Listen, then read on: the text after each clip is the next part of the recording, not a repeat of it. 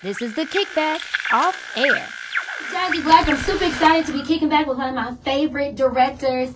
He is bringing his screening to the Modern Art Museum of Fort Worth, which I'm super excited because they ain't letting everybody up in there. Y'all make some noise for my boy, Don Tortellini. Thank you for having me. Big Don, not the little one. Again, thank you for having me again. I always love your enthusiasm. Thank you. Thank you, always. All right, interviews. Okay, so this Wednesday, you are bringing a special screening of Chaos on Commerce to the public. This is going to be free for people to come. I feel like before the screenings have been a little bit more private. Why at the Modern Art Museum of Fort Worth? And talk to me about how that connection happened. Yeah, I was connected with the film school at SMU. So when I made Chaos on Commerce, I reached out to a lot of different universities all over Texas because I believe in institutional support. I believe that, colleges and universities should have access to documentaries. Shout out to the tuition seekers. Yeah, so it wasn't even about like money seeking. It was just about, bridging that gap between filmmaker and institution. And SMU is one of the universities that reached back. They were so enthusiastic about having it and bringing me to the university to speak to the students. Yeah. I did a class with Professor Vonnie Smith. Shout out to him, and he created an opportunity for me to teach the class, and that transitioned into screening at the Violet Crown, which was amazing. And then now we have an opportunity to screen at the Modern Museum of Fort Worth, which is a major honor. We were able to talk briefly last time when you came about Chaos on Commerce, but we can dive into it a little bit more. So it pretty much details the Dallas Cowboys Parade that happened in the 90s. For 90s babies that were growing up during that time, we might have not seen the action, but our parents, our grandparents, aunties, and uncles all know what went down. I was able to speak to even some of my coworkers, and they were like, whoo. Yeah, it was crazy. We're there. We remember seeing everything. So just talk to me about the emphasis and why you wanted to bring that story in particular, especially when it comes to, the segregation and things that were going on and just all the radical tension that was happening back in the 90s. Bringing that to now. Why now? Yeah, I mean, why now is because I have the opportunity to do it now.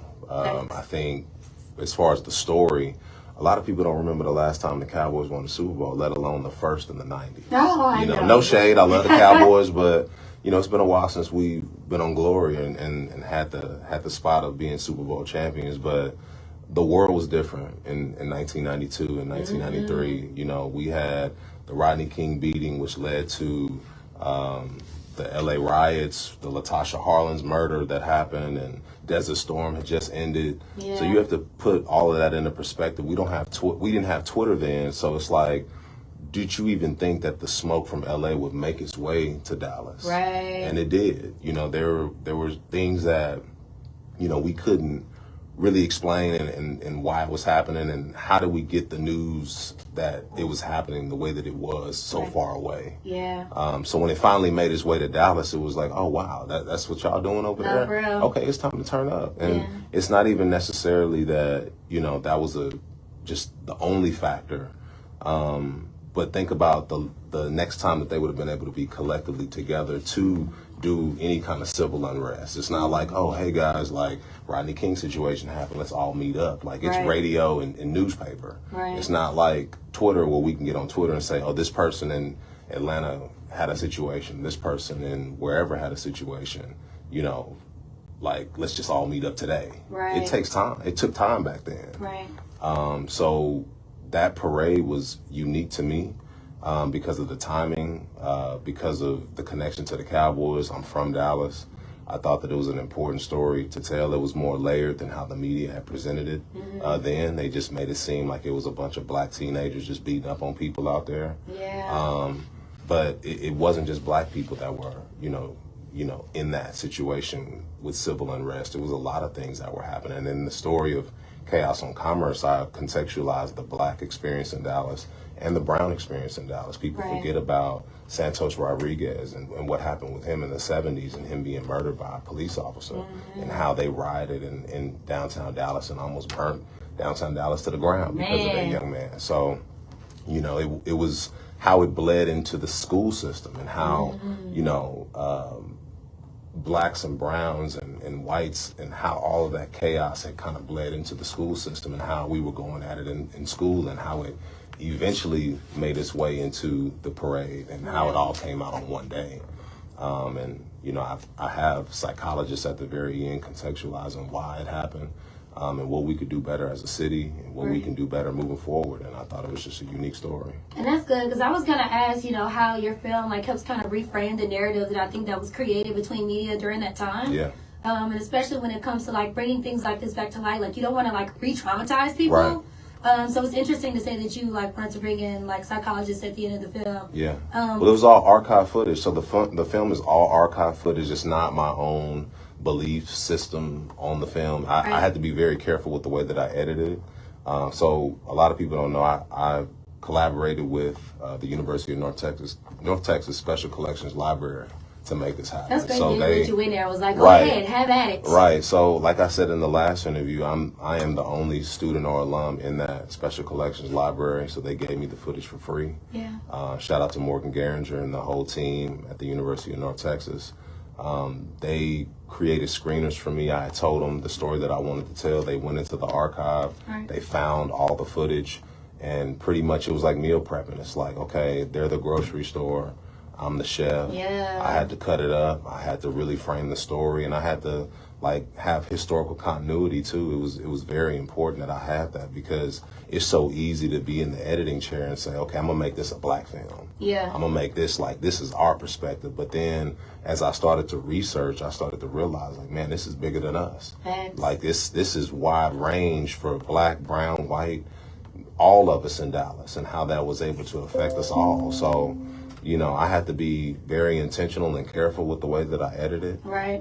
Because it's so easy for one cut to be, oh, this is a black movie. And this is all this is. This is, you're trying to spew hate. Yeah. So that's why in the film, when you watch it, it's so unique, because people will watch it and be like, oh man, like you see all the fighting and the violence, but very quickly you'll see how this impacted other races and how they were involved in it just as much as blacks were. Yeah. And, you know, this is not a film that is meant to divide. It's not a film that was created to say this is us versus anybody else. This is just me being a storyteller, educating people about something that happened in Dallas that I felt someone should have did, and I did it. So was the responsibility for you more personal or like generational, you think? I think it's a bit of both. You know, I think, you know, when people, I don't know if you've ever been watching TV and you're like, man, I wish somebody would make, you know, a TV show all the time. about, you know, I wish somebody would make a movie about, you know, such and such or da-da-da-da. And it's like, well,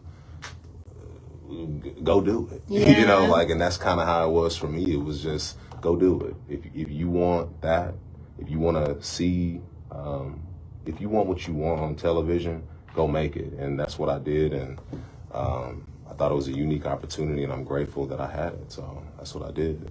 What does healing look like to you? And not just something that's like symbolically, but like especially when you're talking about communities that have been impacted, you know, by violence and segregation and, you know, marginalized communities. Like, what does that look like to you? I think it looks like education. I think people have to be educated about where they're from in order to appreciate where they are. Yeah. And that's why I think, you know, I love my community so much, is because I had people in my life like put hands on me like, hey, you know, no matter how far you go in this world, just remember that there was somebody before you that sacrificed for this community to look how it looks. Yeah. You know, so don't abuse it. So it's no different than like when you see people in probate court and they fighting over, you know, a property, fighting over Big Mama's house. And it's like, well, you know, we're just gonna sell it. And it's like, well, that's what they want you to do. Yeah. You know what I mean? So it's like, that's little by little, these little things that happen in our community that affect what it looks like.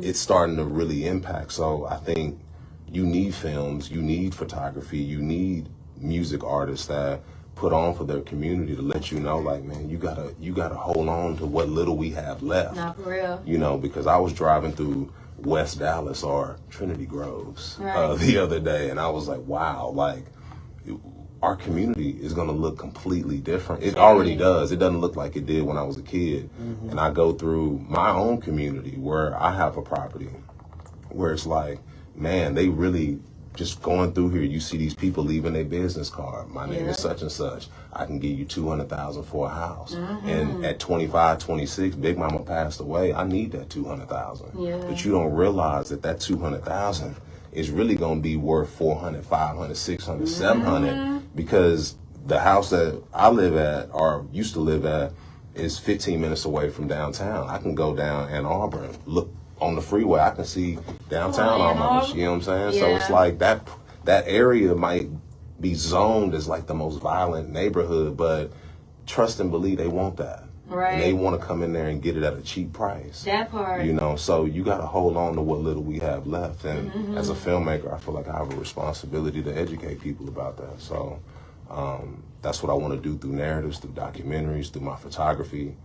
And I just feel like I have a responsibility to do that. Right. You really touched on something, I think, and like Dallas has a very polished sort of look, right? I think from the outside looking in, you know, people just come in and see money, but we obviously have a way more complex history than that. Absolutely. I think whenever we watch your film, you're kind of like, you know, bringing a little bit more of that to light. Yeah. How would you describe like Dallas's like cultural identity?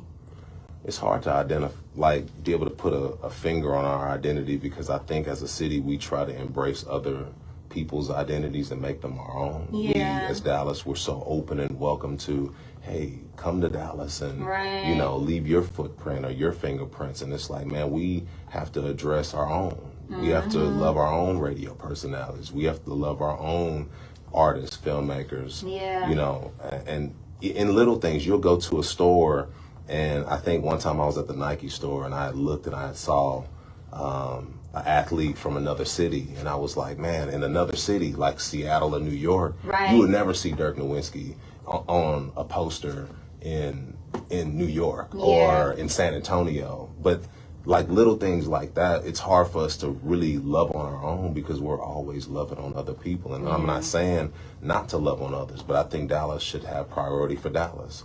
You know, love on your filmmakers, you know, love on your artists, love on your photographers, love on your athletes, love on your businesses, you know, because a lot of businesses go under, and it's like, man, how do we keep these businesses from being just pop-ups? No, you know, real. we got to love on them, we got to support them, you know, and like if we don't support them, then they won't be here, you know. So I think it's so important that we shine light on our own, or we'll lose it. Right. So. And, you know, that's what we're doing today. And I'm super excited for people to be able to come out and experience Chaos on Commerce. I know I definitely walked away from the film feeling like, I don't know, I think just like a greater sense of pride, especially in my responsibility being a radio host. Yeah. And it's not like you even have to have like a platform like this, like even just, you know, Dr. Police said, you know, just be a number one. Like show up for yourself. And you be surprised at how influential your voice can be to your family, to your friends, to your coworkers, to your Uber drivers, like, you know, everybody. So for people that want to come out and support Chaos on Commerce this Wednesday, what do they have to do? I mean, just show up. You know, it's free. You know, I don't know what more we can do. Like, everything that I've done for the most part has been free, and one day it won't be. You know, and that's why it's like, because it's a friend is on the way to talk. That's why I'm like, I'm saying, man, like I'm on my way to film school in a few weeks. I think this is like my curtain call before I go off and try to sharpen my sword. Like I've been making docs for the past 3 years, and I want to transition into narratives. I want to be able to contextualize Dallas life into a narrative feature.